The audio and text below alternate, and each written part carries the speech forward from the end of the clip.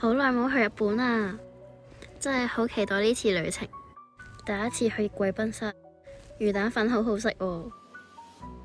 下午2點半到咗，過海關用咗1個鐘。今次我哋坐 LCB 巴士去池袋，到池袋已經就係7點啦。check in 之後就直接去涉高，因為拉麵淨係抽中咗18號，好得意啊！買嘢飲就可以抽中透明卡，食完就去宮下公園附近。第一次食文字燒，之前一直淨係食過大阪燒。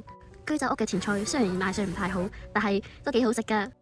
因為太飽，淨係點咗芝士文字燒同埋海鮮拼盤，有職員會幫你燒埋添，好香啊！試咗呢杯柚子雞尾酒，我覺得好啱我口味。我哋之後去咗 Donkey，返酒店之前，我哋仲去71買咗少少零食。第二日就去咗 Harry Potter 嘅影城。